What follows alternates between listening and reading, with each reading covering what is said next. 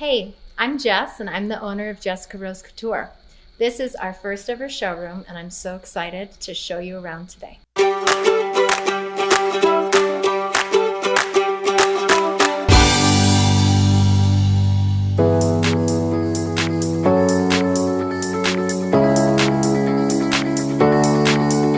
This is the first vignette that's upon entry, and keep in mind this is very, very rough. This is very beginning stage. In fact, I was so excited to do this today because I want to show the growth over the next 6 weeks of this place. Vignette 1 is going to showcase some of our beautiful custom pieces made for JRC.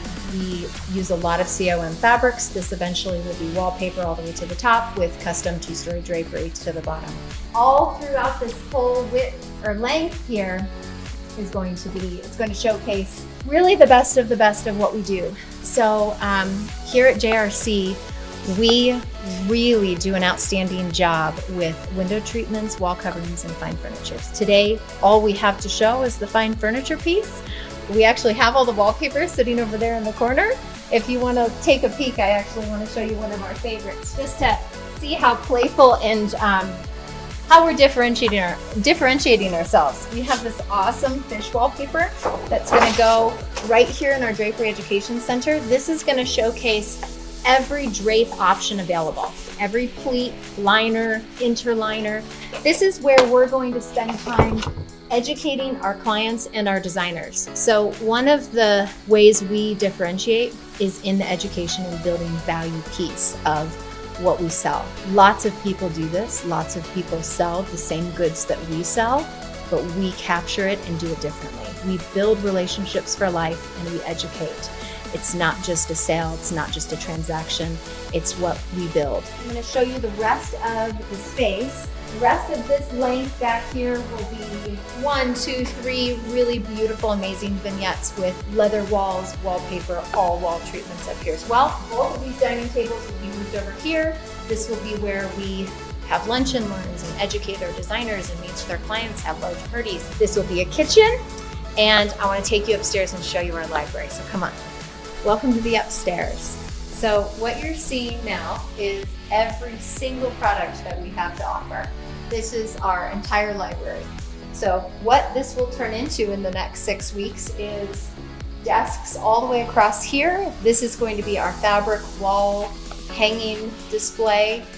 My desk will be back in that corner. And then over here, we're gonna have just cabinetry spanning the full width and then the full length, and a couple of really awesome designer sofas with table and chairs, and 2 huge designer tables back there that are standing height for us to meet with designers and clients and basically propose scopes of work. In the next 6 weeks, this is absolutely going to transform. In fact, when I designed this with my amazing cabinetry manufacturer, Cabby, Steve, the owner over there, did an amazing job for me. We had about half the fabrics at that time. So we are gonna get really inventive with how to display all of this because we're so excited to offer everything to our clients and our designers. We just grabbed, and now we gotta figure out where to make it have a home. So I'm gonna take you back downstairs with me, and I'm gonna spend some time sharing more about myself with you and what got me into this line of work and some of my cute little life hacks and how I keep going through this very intense and challenging journey of being a small business owner and mom and all the other hats I wear. So let's go get comfy downstairs. When I was in college, I was working at a shoe store, and I had been playing around, messing around, working with fabric way prior to college. And I made this really great chenille off-the-shoulder poncho. Worked to work one day, and the business owners from the boutique next door came in and saw me wearing this poncho. And I told them I made it, and they asked me if I would make some for the store. That was a pivotal moment in everything. That was the birth of this creation. So I go home that day. At the time, my resource, because I was living in Oregon, was Joann Fabrics. Go to Joann Fabrics with all the juice that one could muster up with excitement, buy tons of fabric, have crap equipment, whip up 25 ponchos in several different colors, because of course I'm not just gonna make one, and bring it to this business owner. And of course she loves all of them. Puts all of them in the store, and that was the beginning for me. From that point, I was waffling on, what do I want to do? I know I want to be a small business owner. I know I want to be in business at some capacity. I know where my gifts are, raised by artists, and I decide I'm going to go into design school. I'm looking around at the different areas and places that this was an option. And of course, really looking forward to leaving Oregon, I settled on Chicago. Moved there, went to school for about 4 years, lived in the city, worked for some local designers, graduated top of my class, best 4 years of my life. Learned so much about the technicalities of how to manufacture, how to work with different types of fabrics, and fell in love with the art of creation. Won some really cool awards when I was there. City was absolutely inspirational. It sucked to live there with no money. It'd be really cool to go back now, wrap up the Chicago life, wanted to change the pace, moved to Colorado, and had my 2 kids, boom, boom. During that period of time, I get back into fabric, looking and searching for what am I gonna do with my craft in this new state where I know no one. So I started doing custom kids clothes, custom dresses, women's clothing, anything I could do. I was selling online, selling to people I knew. And then I got my first drapery client because she knew I knew how to work with fabric. So I go into her house and I made everything myself. Made drapery that at the time was great for what they were. I look back now and I'm just like, oh my God, I wouldn't show pictures to anyone. Then was referred out from there. So her neighbors would come over and they would call me and ask me to do something similar in their home. And that was 10, 11 years ago when the drapery business was born. So since 11 years ago of just starting to dabble with the network in which I had close to me, which was, moms and friends of my kids, to now, and what I'm producing with this amazing team of women I work with is astounding. So in this 11-year span, we've brought on hard treatments with 3 different companies, Hunter Douglas, Graber, Alta, and then we've got a couple smaller off brands that have some more unique offerings that aren't so mainstream. We've also expanded to offer upholstery and fine furniture, and all of it has happened organically. I kid you not. I mean, I didn't have some master plan 13 years ago with this all written down for how this was gonna go. It's all just grown out of this love for something I've literally been good at since I was 7 years old. When I did my first sewing class with this sweet little mom, where I made a pair of pajamas, wish I still had them. That was my first experience with fabric, 7, or actually I might have been like 8 or 9, I don't know. So that pretty much encompasses the journey, all that's come with it. I mean, there's been highs and lows and questions and, saying yes before I know the answer, because that's really who I am. I'm the type that just jumps in, sometimes doesn't think, and I roll. And if it sticks, it sticks. And if it doesn't, I let it go. In fact, I'm listening to this amazing book right now and talks about the polarization of just, it's either yes or it's no. And we all like to live in this gray of, well, it's not so black and white, but life really is. What feels good for us is our yes, and when it doesn't, it's our no.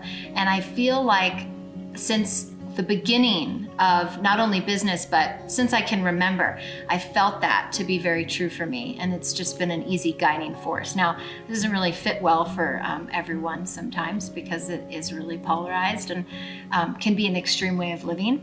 It served me very well. That leads me to my 5 life hacks that I'm excited to share with you.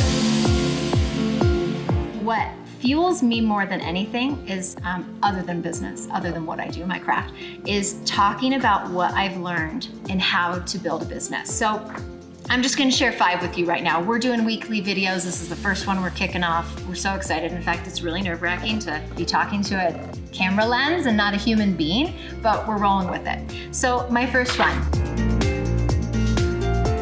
never settle. So it sounds really negative. It's not at all. So what I mean by that, never settle, when I go into a work situation or some type of personal situation and it wraps, I'm constantly looking around as I'm looking at my furniture and things as, you know, what do I like? What would I tweak? What would I change? How would I educate somebody on this detail? Constantly thinking about how to grow and be better. So that's what never settling truly represents for me. You know, I try to balance that with gratitude and reflection, because it can be an intense way of living, constantly looking around going, I'd move that this way a bit, or I wish it was a little bit less wide, or that fabric didn't do exactly what I wanted, or, you know, I don't obviously articulate that to my clients all the time. I want to make my clients happy, but it's honest, it's what really resides within me, which is always growing me. And if you're not growing, you're not doing anything. Being okay with being uncomfortable. This is huge. This for me is the last 4 years of my life. So yeah, I've been working for, you know, in this world for 13 years. The last 4 has been the most transformational in my business. The last 4, so much has shifted and changed in my life. And I went from this being a craft, this being, you know, quote unquote side hustle, this being something that generated, you know, some fun money for me and my family at the time, to an amazing, legitimate, successful business. What had to happen to get there is a little crazy, but I turned it into that because not only did I have to, but I wanted to prove to myself that I could. So at the beginning of that 4 years, it was a lot of stress, a lot of personal angst, taking care of my kids, being able to afford my life, went through divorce, and I had to rediscover something I had never discovered before in myself, which was living alone and taking care of my kids and providing for my family, and really wanting to up-level my business and not having a roadmap on how to do that. There's not teachers out there that are like, here, let me take your business on a journey and tell you how to do this. This all had to be from within. Reflection and gratitude, something that I really try hard to focus on, something that balances everything else. Because I am the type of person who's really always wanting to grow and move forward and develop and strive for something new. Sitting back and really being mindful that I have to make myself look around and find things to be grateful for. Now, that's not to say that I don't have moments of just pure gratitude that oozes out of me like it does all of us. I have to be deliberate with that because I am so forward motion and forward thinking. I go too fast sometimes, and it takes me out of that place of just being present and being grateful and looking around and just sitting back into what's already been created. For instance, my sign at the front of the building, the first time I drove up, I didn't even notice it. Crazy, right? There's a sign with my business name on it, and I drove up and I was so like this, in the trenches of what I need to do, how I need to do it, the time frame in which I need to do it. I didn't even notice my flipping sign. Those are my moments, and those are honest and real. No, I'm not proud of that, but that for me is really a huge reflection of, I gotta slow it down and take it down a bit and stop and, okay, it's there. This is a really big moment, and it still hasn't really settled in because this place isn't finished yet. It's just the beginning. This is a huge one. I mean, they're all awesome. Inventory your 5 closest relationships. This is something that's become huge over the last 4 years. The 5 closest people to you show you the most about yourself and your life, where you put your time and energy. I've changed a lot over the last couple of years, and some of the ways I've changed is I'm much more of an internal processor now, and I process with those who I know are going to enhance and elevate my situation. Finding mentors, finding people I have the utmost respect for that are doing something that I am not quite there yet with, aligning with people who are going to transform my life in a really magical way. That has to obviously be reciprocated, and I bring that to their life just as they bring that to mine. but just really taking inventory of that and not, shutting the door on people that you've known forever, not closing the door on family, but really setting good, clear boundaries and not letting people take your energy. There's energy chargers and there's energy drainers. Which one are you? And who are you aligning yourself with? And what is the impact of those people in your life? Read, not Jesus, unless you want to read Jesus. 2 books a month. So I don't read a book. I listen to Audible. Audible has changed my life. I have so many amazing books on there that I drive all the time. I wake up in the morning, either listen to my book or I'm listening to something motivational to set the tone of my day. Something that has been a tremendous focus and intentionally building my day is the power of the thoughts that I let go into my mind. So how I start my day, being extremely regimented. I've got my morning routine of when I put my makeup on. I've got Abraham Hicks or Tony Robbins or one of my many, or I'm listening to a new book. Whatever I need in that day to start it the way I want to start it, not being so at the whim of what's flung at me. I mean, we all know this. If you go downstairs, your kids are in a bad mood, they get out the door late and you're frantic, and that's how you start your day. And a lot of the times that momentum continues. Being able to go, I have the control to set the tone of this day. And I'm not gonna let the flinging around of everybody else's emotions and the way they're starting their day impact the way I'm starting my day. Now, that's not to say I'm not impacted by people, I absolutely am. The way I start my morning, though, is extremely intentional. In fact, I went to the Tony Robbins Business Mastery Seminar. Absolutely life-changing. And what he put so much emphasis on during this whole experience is getting into state. How do you get yourself into a deliberate state when you're not wanting to do it? And how he has us do it at the seminar is he puts on insane, amazing music and you move your body. You get up and you move vigorously. The only thing left for you to do is just to move, to literally take the moment of the of that you're in and to be in a different place with it, because you're so drastically and rapidly physically changing your nervous system. So the other day with my team, I had Katie and Taylor here. It was just like a day, and stuff was going on, and I was like, all right, we're going for it. We put music on, we ran 3 laps, we did a little dance routine where we transitioned who was the dance instructor. It was a blast. And it's just nice to laugh and keep it light. And sometimes it's just finding time deliberately to change the pace, to the amount of influence that we have around the people that we are around every single day. It takes one person to reset the moment. And as a leader of this company, I have that weight on me every day. Every day that I walk into this building, I have to check myself at that door and come in at my best. And it's been an incredible human growth piece of my evolution to bring that to the table, to own that responsibility. I have that power, I have that influence to come in and either make everybody's life hell, put a negative just in the air, or come in excited for a day that I get to work alongside the most amazing team I could have ever created. I'm so grateful for that. Just talk about a moment of gratitude.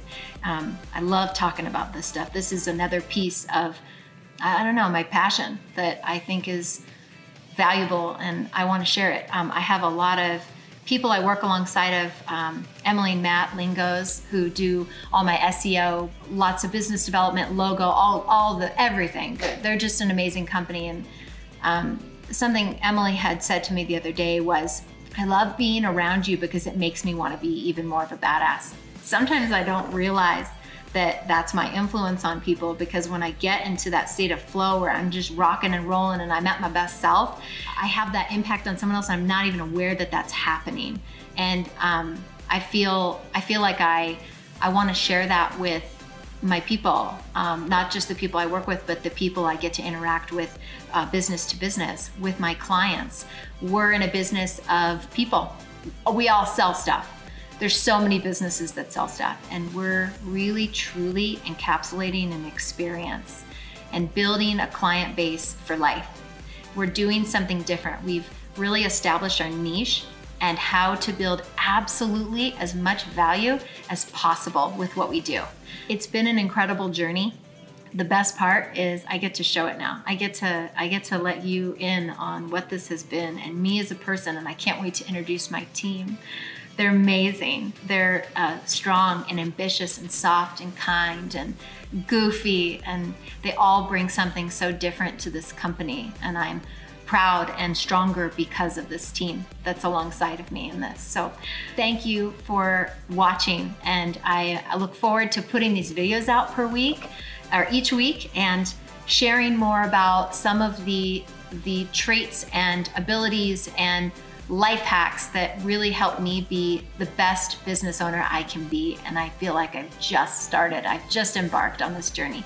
The Tony Robbins seminar was a great affirmation for things I'm doing wonderfully and the things that I really need to change, and taking an inventory of what those things are and not wasting a moment and just doing it now. So that's it. Thanks again, and we'll see you next week.